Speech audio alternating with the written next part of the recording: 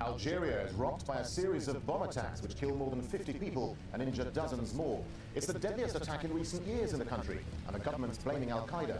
So who really is behind the bombings? And is North Africa becoming the new front in the war on terror? This is Inside Story.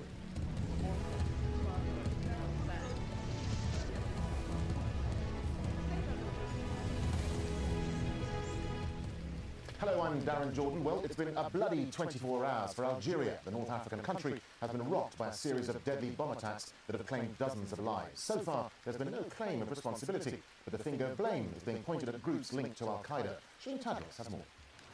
The first bomb hit a military headquarters. A minute later, another explosion was heard at a nearby hotel, the largest in the town southeast of the capital, Algiers. Most of the dead and wounded were civilians. This attack comes barely 24 hours after an explosion in Bourg-Med, east of the capital, one of the deadliest explosions the city has seen in years. Tuesday's target was a paramilitary police training school. The attacker drove a car full of explosives into the school's entrance early in the morning. Students were inside waiting to take exams, according to witnesses.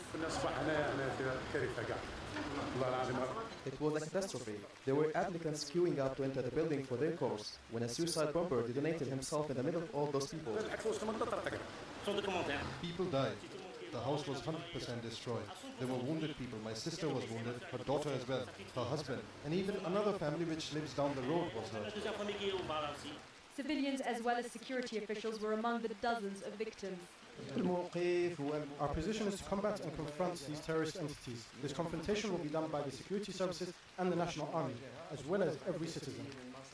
In the last 2 years, Algeria has suffered from a wave of attacks, many targeting the country's security apparatus. Earlier this month, a suicide bomber killed 8 people near a Coast Guard's barracks at a beach resort. In December, 2 consecutive bombings in Algiers left more than 40 dead. One of the attacks was at a UN office. 17 UN staff members were killed. Both attacks were claimed by the North African branch of Al-Qaeda in the Islamic Maghreb. The group has links with fighters in other North African countries and is the most effective armed organization in the country. It recently made threats against the Algerian government. Algeria is emerging from more than a decade of conflict that began in 1992 when the military-backed government cancelled elections and Islamic Party was poised to win.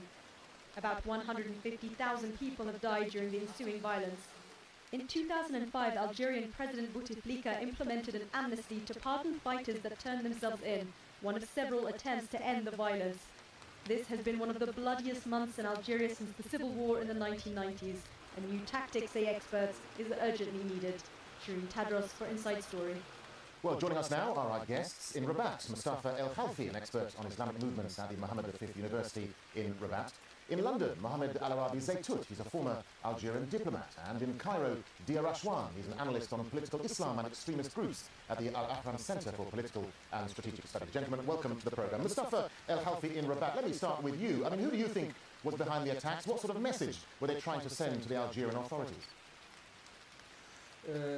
It's likely that the North African branch of Al-Qaeda is behind these attacks, taking into account the places in Al-Qabail, taking the organization, the targets, the weapons, all these elements give some evidence that Al-Qaeda is behind these attacks. But we need to wait until Al-Qaeda claim their responsibility to this on these attacks. But behind all this, I think it's a new cycle of terrorism and violence that has started in Algeria now. It's a turning point for the Algerian government that they need to rethink their policy to counter terrorism, their strategy, and their tools to fight against terrorism. The third point is that focusing only on security measures to tackle and to address this problem in Algeria, it failed. The Al-Qaeda in Algeria succeeded in adapting with all these security measures and now is working and very active. Algeria now it's the 3rd place after Iraq and Afghanistan for Al-Qaeda. Al-Qaeda in Algeria are using many elements to spread and to widen their activities. For example, that...